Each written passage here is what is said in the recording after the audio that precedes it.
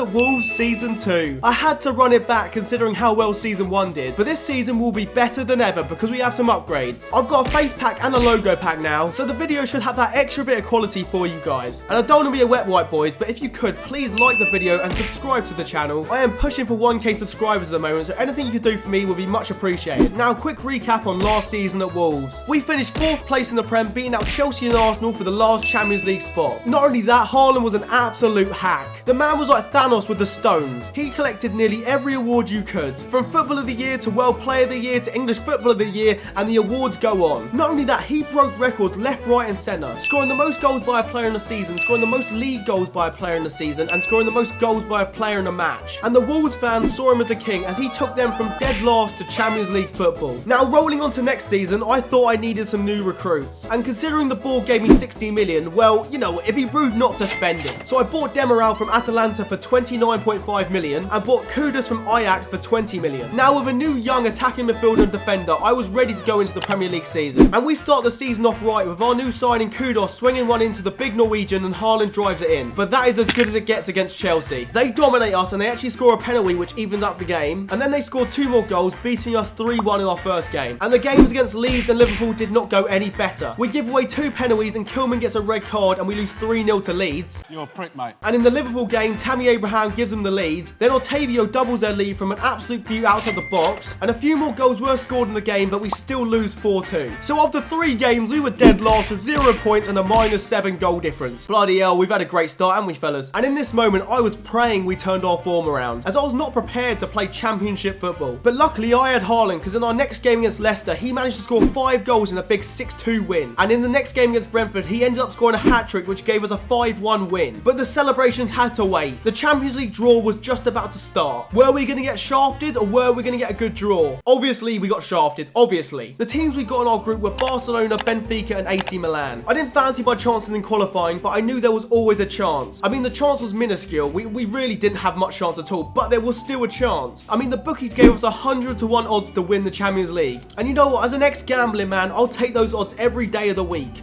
Stop it.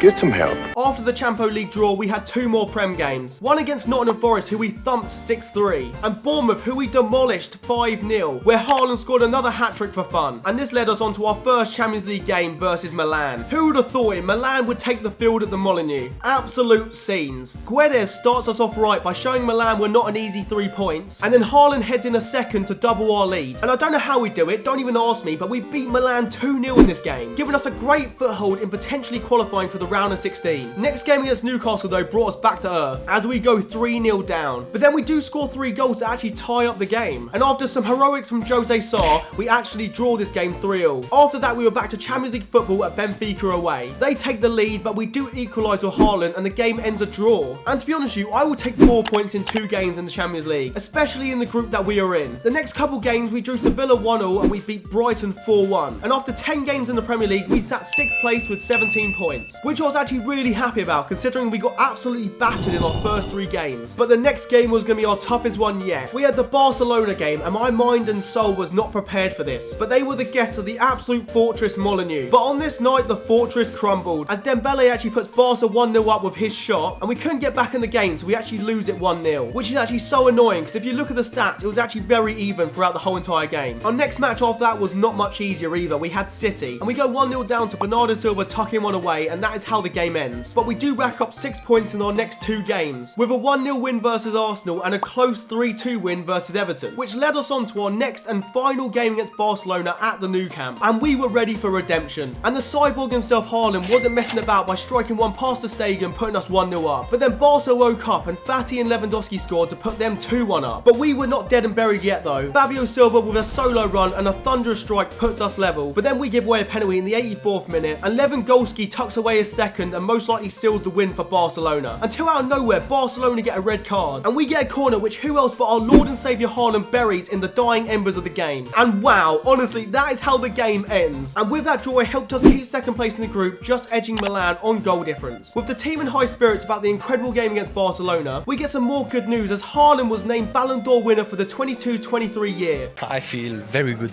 We next had West Brom in the Prem, and this game was the equivalent of boys versus men. We killed them by scoring 8 goals past them, and the game ends 8-1. And the game after against Norwich was quite similar. I mean, they did score a few more goals, but we destroyed them 7-4. And I hoped our form would continue in our next Champions League game against Benfica, because we needed a win to keep Milan at bay. And we do take the lead early with Jedd scoring. And then after an ice-cold pen from Ruben Neves and goals from Haaland and Neto, we breezed past Benfica 4-0. In the next game against Spurs though, it wasn't as easy. They get 2 red cards, and still, I don't know how they do it, but they actually win the game 2-1. How can we not win a game when they only have 9 players on the pitch? That's bloody criminal.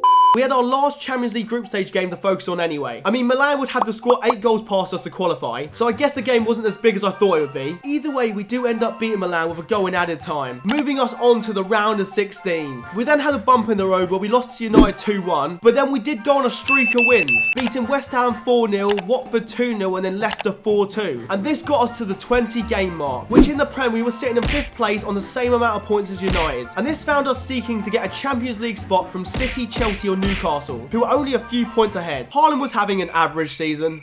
Who am I kidding? This man's goal tally was absolutely incredible. This motherfucker don't miss. He had 36 goals in 20 games. Like, what the hell? Literally, no one was close to him in the Premier League. Salah had less than half the goals he had, and he was in 2nd place. And to add to Haaland's success, he was named in World Team of the Year. Like, that would be a surprise for me. Honestly, this man deserved everything he was getting. Next game, we took on 2nd place Newcastle in the Prem. We do go 1-0 up with Neto, but then Willock equals it up with his goal. And then Alexander Isak shatters my dreams by scoring, and he actually wins the game for Newcastle 2-1. And then after wins against Villa 1-0 and Watford 3-0, I was quite pleased with my form. Until Leeds ruined it and beat us for the 2nd time this season. And then keeping the idea of a losing streak, we actually get slapped up by United 3-0 in the Cup.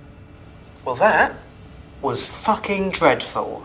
And this moved us into our next game against Spurs, which was an absolute grueler. We score, then they score, then we score again, and then they score again. Then we score again, and you can probably guess exactly what happens after this. Yes, they score again. It was an absolute joke. It was 3-3 at half time. But in the end, Haaland breaks Spurs fans' hearts by winning us the game 4-3. We didn't keep the winning streak up against West Ham though. They beat us 2-0, which did make me worry because our next game was the round of 16 game against Dortmund. But I had nothing to worry about because our boys go 2-0 up early, giving us the advantage in the tie. But Dortmund weren't messing around either. Adeyemi scores the first goal, and then Hummel scores a header to tie the game up 2-2. And this is where things go from bad to worse. Adeyemi gets another chance and he strikes it past Sarr. But then in the 85th minute, the Norwegian Jesus rises up like a salmon and heads it in. But we were not done there. In the 88th minute, we get another corner. And I don't know how he does it, but he scores again and he takes us into the lead. At this point, I was like, you know what? I've done it. I've won it. I've won the game. But somehow, some way, Adeyemi with one of the last kicks of the game slots one away, making the game finish 4-4. Honestly, one of the most incredible games I have ever played on Football Manager. After that insanity, we went back to Premier League football, and we needed the win against 4th place United. They were 2 points ahead of us, and they were in our Champions League spot. And with goals from Haaland, Neves, and Haaland again, we actually beat them 3-1. And after getting beaten like a drum by Arsenal and then edging a win against Brighton, we were at the 30 game mark in the season. We had 54 points, and we were in 5th place on the cusp of a Champions League spot. Just like last season, it was tight at the top, with Chelsea, myself, and Arsenal all fighting for Champions League just like last season. And then you had Liverpool right at the top that were absolutely killing the Premier League. They had 77 points and they were so clear at the top of the league. Also at the 30 game mark, Haaland had an astonishing 46 goals in 30 games. He's already beaten his record from the previous season where he got 44 goals. So at this point, he was just breaking his own records. And something else that was very interesting, Pedro Neto was leading the assists with 21, which wasn't a surprise, let's be honest, because honestly, anytime you pass to Haaland, he's most likely going to score. After looking at the stat analysis, we went straight into the second leg of that Dortmund game. And as you guys saw last time, it was 4-4 in aggregate, so I was ready for goals galore again. And 2 minutes in, Haaland couldn't resist, and he actually slots one in the bottom left-hand corner. Nice. And then we get a corner, and Haaland heads it in to make it 2-0. And honestly, guys, Dortmund were not with it in this game. One of their centre-backs makes an error, and we capitalise on it, and Haaland scores to make it a hat-trick in 26 minutes. And after 2 more goals and a red card, we win the game 5-1, which on aggregate was a 9-5 win, and moved us on to the quarter-finals of the Champions League, which, watching the draw, I was praying we wouldn't get Real Madrid, Liverpool or Bayern Munich. Fortunately though, we do get a relatively good draw. Decent! Matching up against Atletico Madrid, and our semi-final draw was even better. We'd either play Roma or Porto in the semi-final. Fuck's sake, it's so fucking easy! But before the quarterfinals, we had some business in the league to take care of. And we take care of it alright, beating West Brom 3-1. So we didn't kill them this time, but we did still beat them. And beating Everton with a clean 3-0 sweep. Next was the Atletico Madrid game, and I was nervous because they had the big man up front, Griezmann. But just like every other Champions League game we've had, there was no need to be worried. Fabio Silva, as cool as ice, slots it past Oblak to give us the lead. But Atletico do equal it up with a fabulous strike from Marcos Llorente. And in quick succession after, Sal scores, putting the Spanish Giants 2-1 up. And this is where I saw my Champions League dream crumble before my eyes, when Griezmann slots away a third, putting Atletico way ahead in this tie. Everything is fine. But it was not over yet though. Haaland gets through and scores another to make it 3-2. And then he scores another to make it 3-all. But a couple minutes after, we couldn't keep him out and they actually scored to take the lead again. And this time I was like, you know what, it's over, we've lost this game. But no, Kilman with a Hail Mary puts it into Haaland, who under pressure keeps calm and passes it past Oblak. And this game ends 4-all. I have no clue what the lads are drinking before Champions League games. But against the best teams in Europe, we are just absolutely impeccable. Guys, I'm not gonna lie to you, I didn't care much about the league at this point. In our last 6 games, we had City and Liverpool. And with Chelsea breathing down our necks, and most likely gonna win the last of their games, I felt like my chances of getting a Champions League spot was very unlikely. So I simmed the City game and we lost 3-2 from a Gonzalez header. And then it was time for the second leg and I was quaking in my boots, boys. But I will tell you who wasn't nervous. It was Haaland as he tucks one away past Oblak. The lead was short-lived though because Griezmann scores a header himself, putting it to 1-all. But then we go ahead with Jedd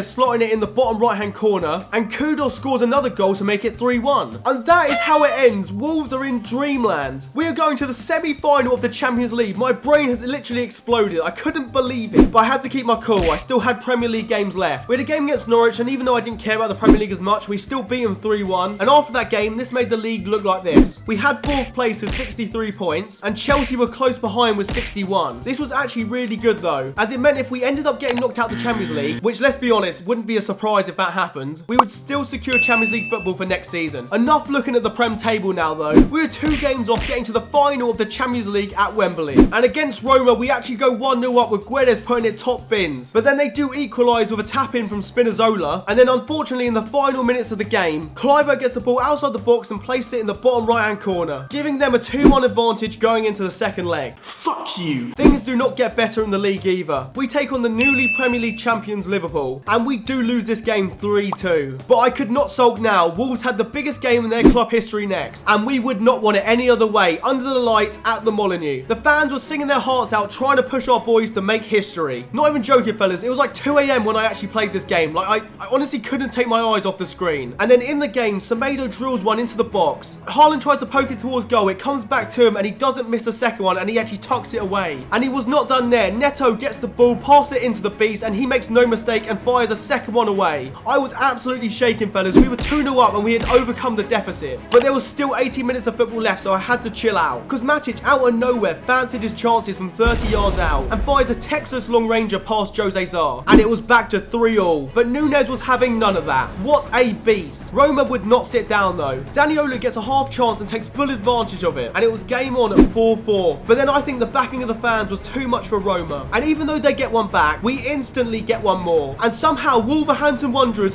have made it to a Champions League final. Honestly, it was absolute scenes. I could not believe I actually did it. But before that was going to take place though, we had 2 more games in the Premier League. And I knew it was going to be tight at the top at this point. But I didn't care, fellas. I simmed them both. And you know what? We actually won both of the games. I beat Brentford and also Nottingham Forest 3-1. Which unfortunately was still not enough for a Champions League spot. As after 38 games, we finished 5th place with 69 points. 3 points behind Spurs, who got the Champions League place. And just like last year, poor Chelsea and Arsenal also lost out on it as well. But enough of that, here we are. At Wembley Stadium, the biggest game that any club can ever have, the Champions League final. We were taking on the absolute giants of football, Real Madrid. If there was a game in this Champions League run I thought I was going to lose, this was the one. Madrid are probably one of the best teams to ever play the game of football. And we put it all on the line with heroic challenges and incredible defending. And then down the right flank, Semedo chucked one into the mixer. And Haaland makes no mistake and he gets in front of everyone and he actually puts us 1-0 up. You cannot write this stuff, fellas. Even on the greatest stage, this man does not flake. After that, this game was a proper stalemate. They had a decent chance with Benzema hitting the post, and we had another good chance of Haaland. But on this day, Wolverhampton Wanderers were the better team and seal ourselves as European champions for the first time in history. Somehow, we kept the mighty Real Madrid out, and we actually did the unthinkable. And Ruben Neves lifts that trophy, and we celebrate an amazing Champions League campaign. And you know what? Like I said before, if me and Haaland both don't get statues outside the Molineux, I will be now furious. That's what I'm talking about! That's why he's MVP! That's why After that, I had to look at the Champions League stats as well. Haaland had 25 goals in 12 games, which is unreal because he broke the all-time Champions League record, which was 17 goals set by Ronaldo. And you know what? It wasn't just the Champions League. He made history everywhere. He got 81 goals in 51 games. Like, what the hell? That shit's not human. And he scored 54 goals in the league from 38 games. So, what a season. Fellas, if you want to see a season 3 of this Wolves career mode, trying to win the Premier League title and possibly trying to retain the Champions League, like the video, subscribe, and also comment down below. Tell me if you want to see a season 3. Either way, fellas, I hope you guys enjoyed the video, and I'll see you in the next one.